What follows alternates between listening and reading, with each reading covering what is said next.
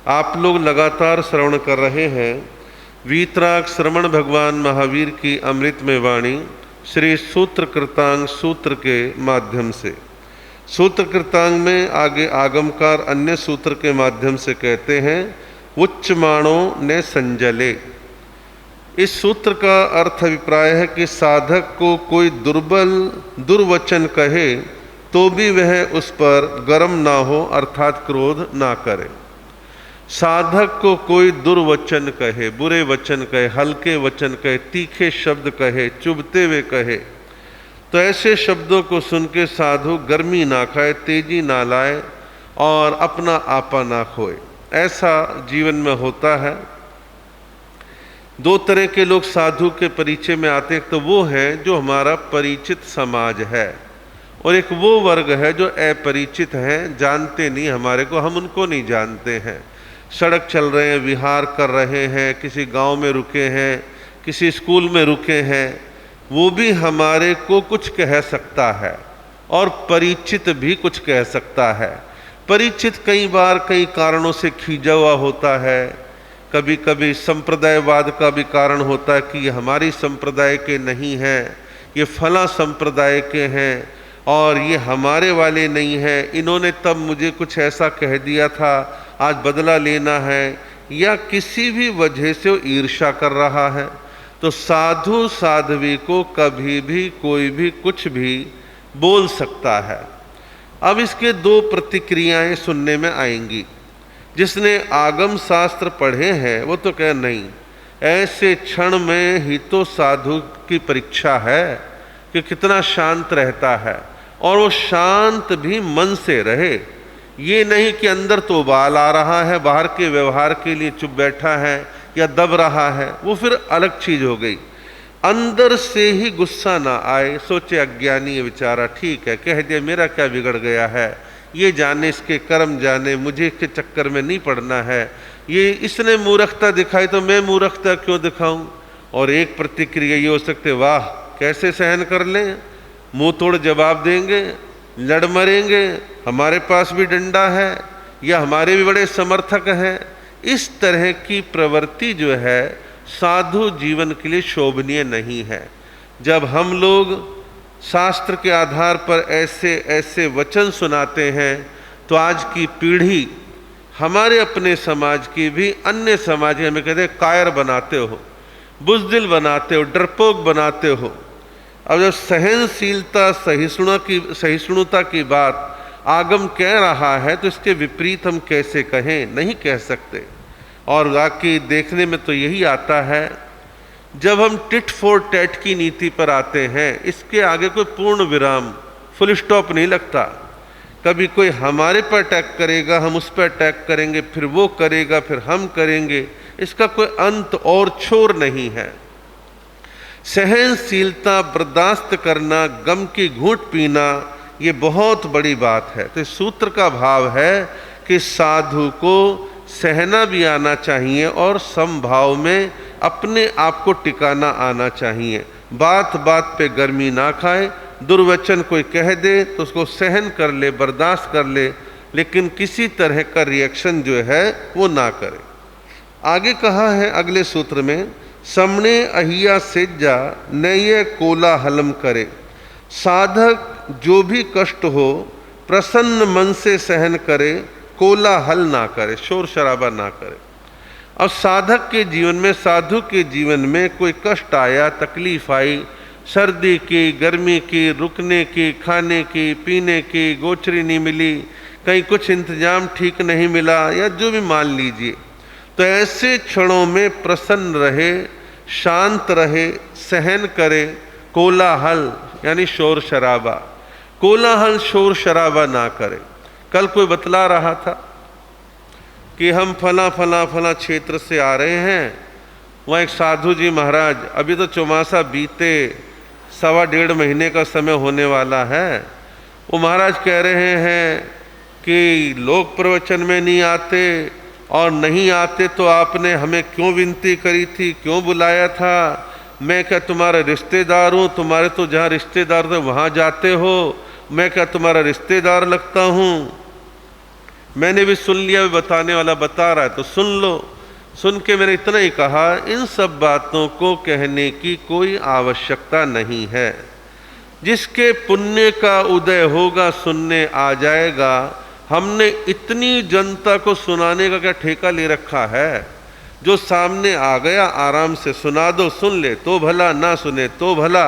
इसके लिए कोई कंपटीशन, कोई तुलना, कंपैरिजन करने की क्या आवश्यकता है?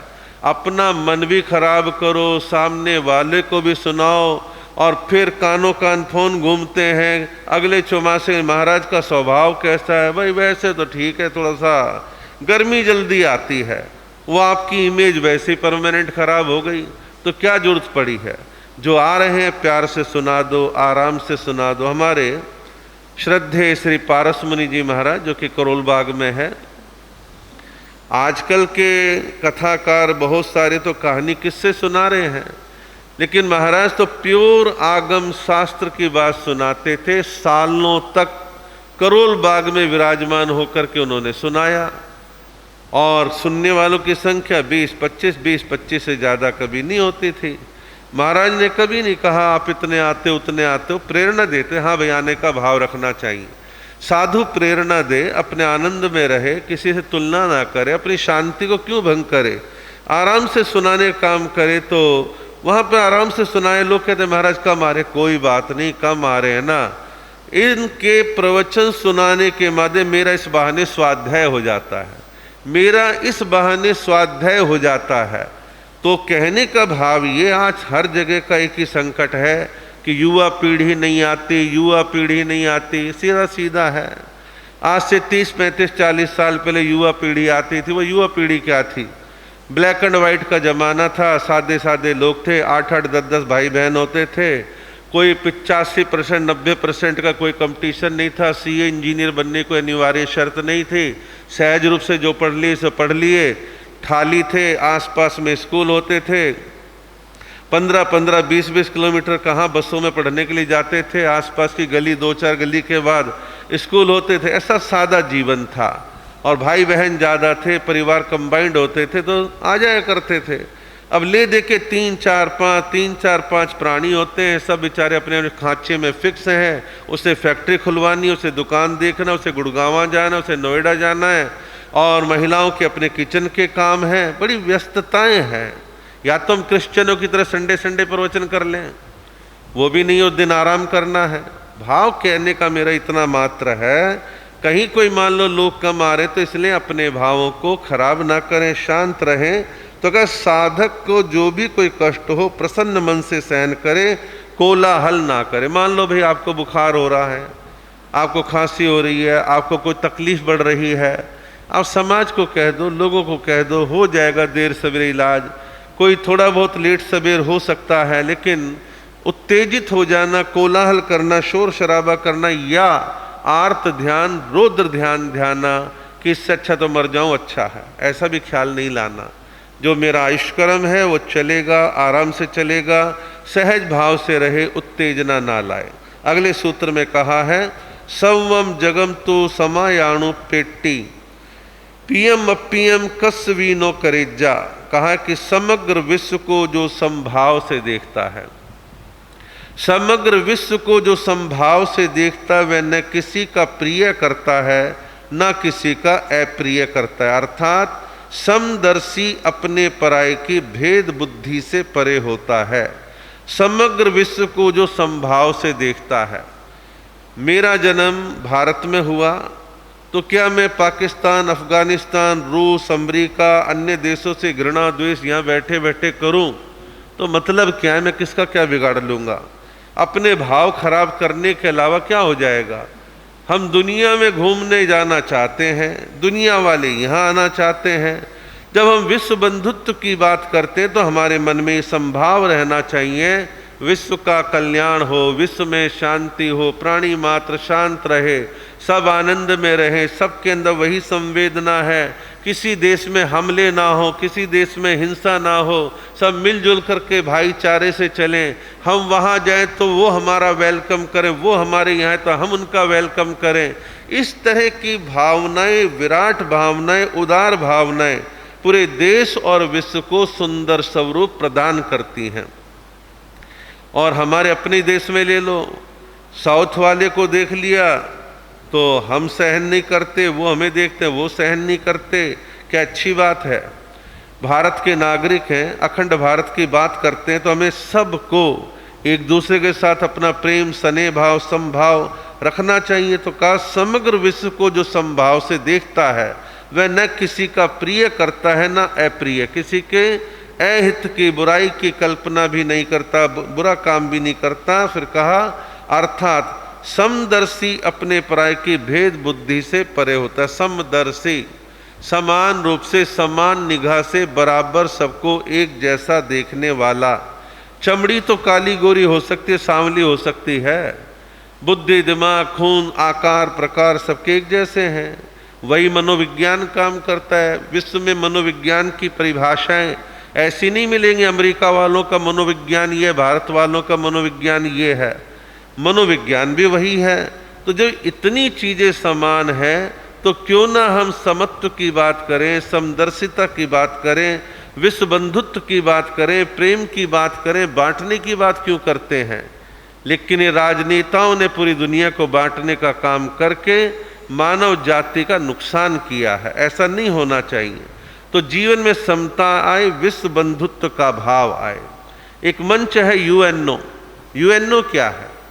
यूएनओ एक ऐसा पूरे संसार का मंच है जहाँ दुनिया के 150 से ज़्यादा देश और उनके प्रतिनिधि उसके मेंबर होते हैं, यूएनओ में आते हैं। अपने देश पर कोई आफत आ रही है उसकी चर्चा करते हैं, दूसरे देशों से जो गलत व्यवहार होता है उसकी चर्चा करते हैं, समाधान की बात करते हैं।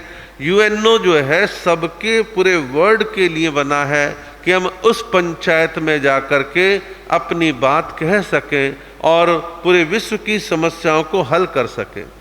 एक संगठन और है WHO, वर्ल्ड हेल्थ ऑर्गेनाइजेशन। क्या है वो? बड़े समान भाव से पूरी दुनिया के देशों की हेल्थ पर काम करता है, बड़ी रिसर्च होती है, उनके आंकड़े बड़े काम आते हैं कि उस देश में इस प्रकार की बीमारी फैलती है, इस वजह से फैलती है, वहाँ ऐसा है, वहाँ ऐसा है।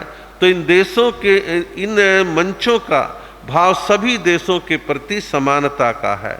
हमारा देश का संविधान भी और अन्य देशों का संविधान भी। हमारा देश का संविधान बिल्कुल हिंदू मुस्लिम की बात नहीं करता, अगड़े पिछड़े की बात नहीं करता, तो कहता है भारत के सभी नागरिक समान हैं और सबके प्रति समान व्यवहार सरकारों को करना है, कोर्ट कचहरियों करना है, सबको बराबर चलने का काम करना है। अब माता पिता अपने 4 बच्चों में भेदभाव करने लगे तो उस परिवार में तो जूतम पेजारी बहुत जल्दी हो जाएगी। माता पिता का फर्ज है सभी संतानों के प्रति समानता का भाव रखें। आचार्य का कर्तव्य कि पूरे संघ में 200, 400, 500, 1000, 1500 जो भी साधु साध्वियाँ हैं सबके प्रति समानता का भाव रखें। लेकिन कभी कभी छोटी बुद्धि में आकर के ऐसा ख्याल कर लेते हैं कि आचार्य हमारे को तो टोक देते हैं, उनको नहीं टोकते। आचार्य जब जहाँ प्रसंग होता है वो टोक देते हैं, औरों को भी टोकते हैं, लेकिन वक्त वक्त पर जिसकी जैसी जैसी स्थिति देखते हैं वैसा वैसा कह देते हैं। हम छोटे मन के लोग कई बार मिनट में आरोप लगा देते हैं, ऐसा नहीं होना चाहिए। आचार्य के लिए संघ में सभी साधु साध्वी बराबर हैं और ऐसे गुरु का कर्तव्य है कि उसके शिष्य 5, 10, 15, 20 जितने हों सबके प्रति समानता का व्यवहार रखें। हाँ, अनुशासन को लेकर के कम ज़्यादा शिकायतें हो सकती हैं, जिसकी ज़्यादा शिकायत उसको कहा जाएगा, जिसने शिकायत का मौका ही नहीं दिया उसको क्या कहेंगे। तो इस प्रकार समता, संभाव, विश्व बंधुत्व की भावना ये जीवन को विराट बनाती है। इस सूत्र का भाव इसी विराटता का है कि हम समभाव के द्वारा पूरे विश्व का दर्शन करें, किसी तरह का भेदभाव जीवन के अंदर लेकर के ना चलें। अगले सूत्र में कहा सिंहम जहाँ खुड मिगा चरंता दूरे चरंती परिसंकमाणा एवं तुमेहावि समिख धम्मम दूरेण पावम परिवज्ज एज्जा। कहा है कि जिस प्रकार मृग शावक यानी मृग का बच्चा सिंह से, शेर से डरकर दूर दूर रहते हैं, उसी प्रकार बुद्धिमान धर्म को जानकर पाप से दूर रहे। उपमा दी है कि हिरन के बच्चे जंगल में घूमते हैं, मंडराते रहते हैं, चरते रहते हैं, घास खाते हैं, और कभी कभार वो सिंह को, शेर को, अन्य जानवरों का शिकार करते देख भी लेते हैं कि कैसे झपट्टा मारा और मिनट में ख़त्म कर दिया। तो उन मृग शावक हिरन के बच्चों के मन में दहशत रहती है, डर रहता है, हम इसके सामने पड़ गए हमें भी मार देगा, तो बच के रहो, दूर रहो, हमारा नुकसान हो जाएगा। तो उपमा देके का उसी प्रकार बुद्धिमान धर्म को जानकर पाप से दूर रहे। किसी ने धर्म को वास्तविक ढंग से जान लिया तो जल्दी जल्दी पाप कर्म नहीं करेगा, पाप से दूर रहने का पुरुषार्थ करेगा कि मुझे पाप में शामिल नहीं होना। कुछ लोगों के जीवन में नैतिकता देखने में आती है, बड़े नैतिक होते हैं, ईमानदार, प्रामाणिक होते हैं। तोल करना है तो कम ज़्यादा नहीं तोलेंगे, नापना है तो कम नहीं नापेंगे, मिलावट नहीं करेंगे, प्रामाणिक जीवन जिएंगे, रिश्वत नहीं खाएंगे, भ्रष्टाचार नहीं करेंगे। क्यों? उन्होंने कहीं ना कहीं इस धर्म के मर्म को समझा कि मेरे कोई गलत काम नहीं करने। अब इसमें दो तरह की चीज़ें आती हैं, बड़ा विचारणीय विषय है। कुछ लोग लंबे चौड़े तिलक लगाएंगे, 100 ग्राम धागे भी हाथ में बांध लेंगे, महापाखंडी होते हैं। रिश्वत वो खा लेंगे, बेईमानी वो कर लेंगे, छल वो कर लेंगे। तो ऐसे लोगों के मामले में नई पीढ़ी कहती है बेकार है ऐसा धर्म, कि धर्म के नाम पर पाखंडी लोग इनका आचरण बोलते ही नहीं है। धर्म धर्म धर्म करते हैं, नैतिकता इनके जीवन नहीं, नाप तोल ये ढंग से नहीं करते, बेईमानियाँ ये करते हैं, घपले ये करते हैं, पाखंड ये मचाते हैं, समाज ये तोड़ते हैं। तो ऐसे धर्म का मतलब क्या है? ये क्वेश्चन मार्क तो लगेगा। इन सब चीज़ों से बचने का एक ही तरीका है जो धर्म कहता है कि धर्म का जानकार पाप कर्म से दूर रहता है। तो पाप कर्म से दूर रहे। क्या ये मान लेना ही सब कुछ है कि मैं शाकाहारी हूँ और मैं किसी को मारता नहीं हूँ? भाई तेरा संस्कार अच्छी बात है, लेकिन और चीज़ें जीवन में आई, सच झूठ के विषय में जागृति आई, मापने तोलने में जागृति आई, और चमड़ी उधेड़ ब्याज खाने में शर्म आई? नहीं आई। तो विचार कर कि तेरे में नैतिकता नहीं है, धर्म नहीं है, तो मतलब क्या है? तो जीवन के अंदर एक अच्छी भावनाएं आनी चाहिए। एक पुलिस वाला खाकी वर्दी पहन के बाजार में घूमता है, ड्यूटी भी दे रहा है, अमरूद वाले के 2 अमरूद उठा लेता है, केले उठा लेता है, किसी की दुकान पे जाता है, बढ़िया फर्नीचर देखा मेरे घर पहुंचा देना। ये क्या तरीका है? तो जीवन में नैतिकता होनी जरूरी है। और हमारे देश में इतने वाहियात लोग हैं, टोल टैक्स जिसके द्वारा अच्छी सड़कें बनती हैं, वो टोल टैक्स देने में 50 रुपये 60 रुपये लड़ने मरने को तैयार हो जाते हैं, रिवाल्वर कट्टा निकाल लेते हैं। ये तो नैतिकता हमारे देश में। तो धर्म के नाम पर पाखंड जब जब होगा तो क्वेश्चन मार्क लगेंगे। आवश्यकता है धर्म को सही आचरण में लेकर के आए तो धर्म अच्छा है। और आपका बच्चा IIT पढ़ के आता है, MBA करके आता है, वो कहता है मैं तो नहीं जाता मंदिर थानक, मेरे बस की नहीं है घंटा 2 घंटा लगाना, हाँ मैं रिक्शे वाले के पैसे नहीं मारूंगा, सच बोलूँगा, टैक्स चुकाऊँगा, अच्छा नागरिक बनूंगा, मैं ईमानदारी का पालन करूँगा, झूठी गवाही नहीं दूंगा, झूठ फरेब नहीं करूँगा, तो वो उसका नैतिक धर्म ज़्यादा अच्छा है। तो आज जो है इस तरह का कंपैरिजन होने लगा है।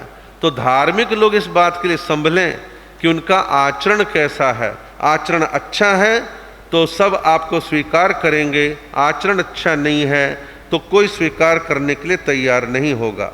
आगे कहा है बाल जनो पगभई, अभिमान करना अज्ञानी का लक्षण है। अभिमान करना अज्ञानी का लक्षण है। अभिमान, क्रोध के बाद मान का नंबर आता, अभिमान का नंबर आता 4 कषायों में। और अभिमान पग पग पर व्यक्ति के जीवन में झलकता है।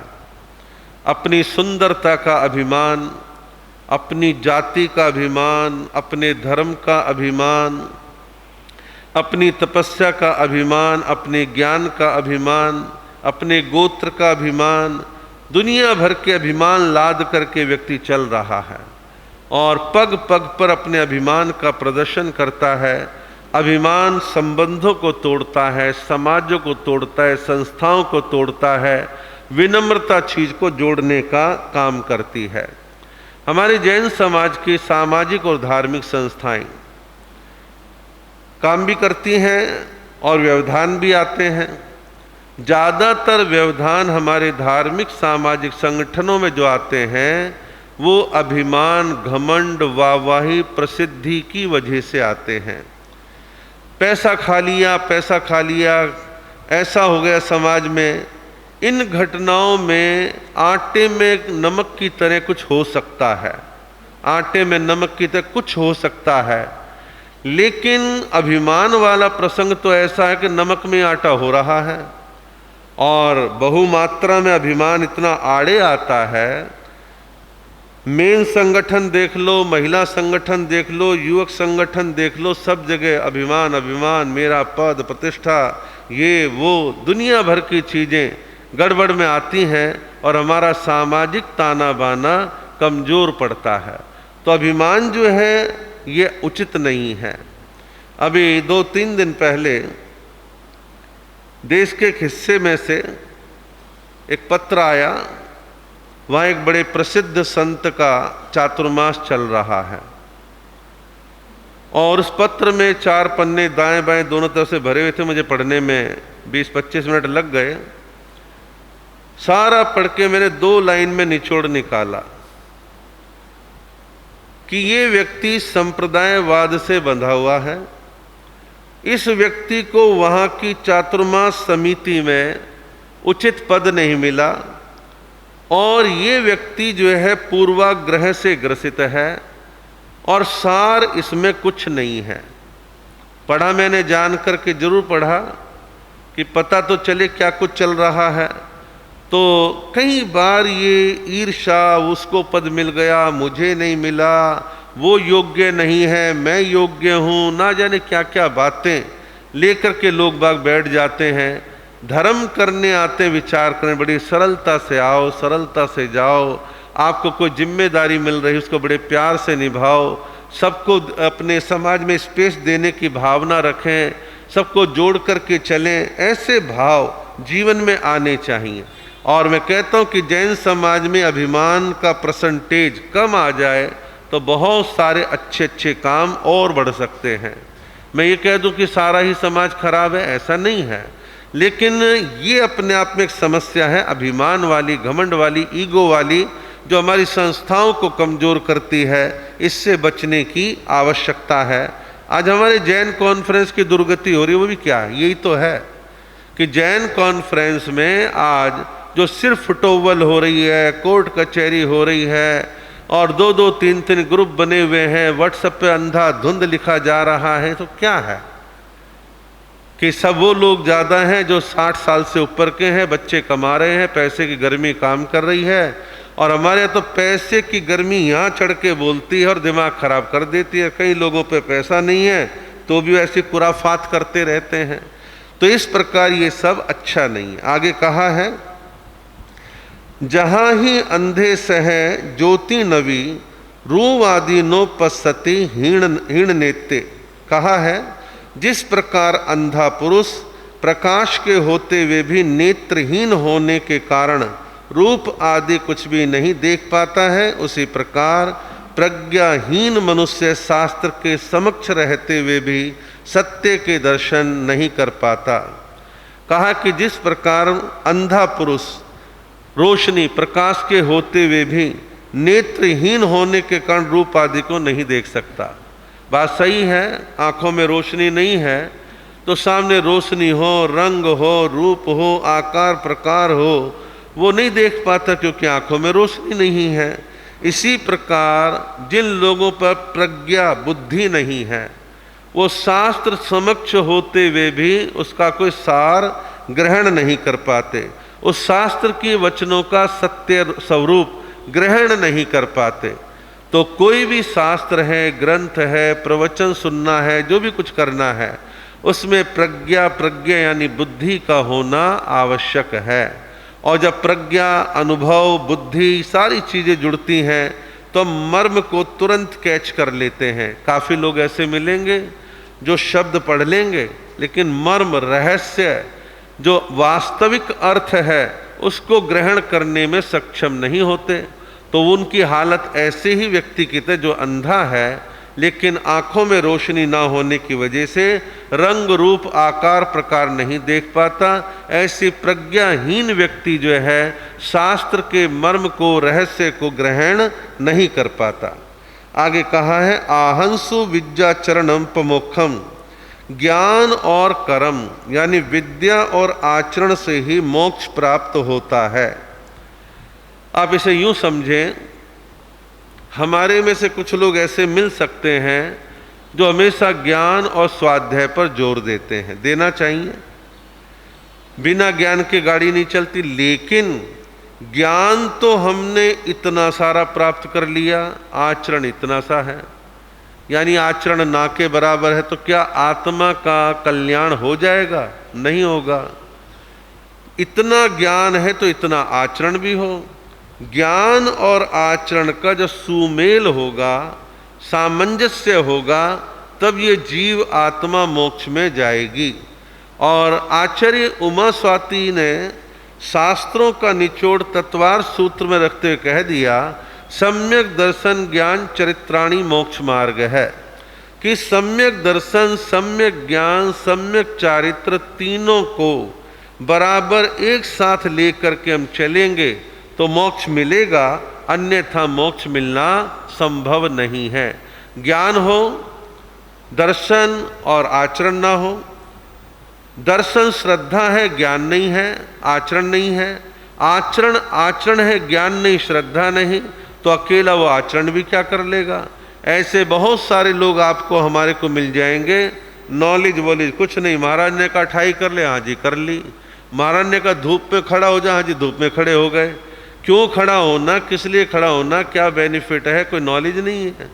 तो जीवन में श्रद्धा यानी दर्शन भी हो, ज्ञान भी हो, आचरण यानी चारित्र भी हो, तीनों चीजें होंगी तब बात बनती है। हमारे शास्त्रों में एक रूपक देकर के उदाहरण दिया जाता है कि गहरा, लंबा, चौड़ा, बियाबान जंगल था। संयोग की बात है, जंगल में जल्दी जल्दी कौन जाता है। फिर भी उस जंगल में दो व्यक्ति भटक रहे थे, एक अंधा था और एक लंगड़ा था। एक अंधा और एक लंगड़ा। अब अंधा देख नहीं सकता, चल सकता है, लंगड़ा चल नहीं सकता, देख सकता है। जंगल में अकस्मात आग लग गई। आग लगी तो उसकी लपट, उसकी तपस महसूस होने लगी। अब अंधा सोचता है आग लग गई, बचूं कैसे। लंगड़ा कहता है आग लग गई, बचूं कैसे, चल तो सकता नहीं, देख सकता हूं। और अंधा विचार करता है चल सकता हूं, देख नहीं सकता, कि लपट में जाके पड़ जाऊं। फिर भी अंदाज से धीरे धीरे दोनों खिसकते, चलते फिरते आमने सामने आ ही गए। तो जब दोनों आमने सामने, बोले भाई आग लगी है, जान बचानी है। बोले हाँ बचना तो चाहिए हमारे को। बोले भाई, अंधा बोला देख मैं चल सकता हूँ, दिखता नहीं है। लंगड़ा बोला देख मुझे, मैं चल नहीं सकता, दिखता है। तो दोनों ने आपस में तालमेल बनाया। तो हुआ क्या, किस अंधे व्यक्ति के मजबूत पांवों पर वह लंगड़ा बैठ गया। लंगड़े ने कहा कि मैं तेरे को मार्ग बताऊंगा, तू मजबूत टांगों से चलना और जंगल से बाहर निकल जाएंगे। थोड़ी देर प्रयत्न करा, प्रयत्न करके दोनों बाहर निकल गए, आग से बच गए। इस विशाल संसार रूपी जंगल में कषायों की आग लग रही है। अनंत जन्म मरण ये जीव आत्मा करती आ रही है। और अब जो इससे बाहर निकलना है तो हमें ज्ञान और आचरण दोनों को लेके चलना होगा। ज्ञान अंधा है, आचरण लंगड़ा है, तो कैसे बात बनेगी। हमारा ज्ञान भी सम्यक हो, आचरण भी अच्छा मजबूत हो, तो दोनों के मिलने से आत्मा का कल्याण होगा। तो इस प्रकार जीवन में ऐसे सूत्र हमें सदियों से प्रेरणा देते आ रहे हैं।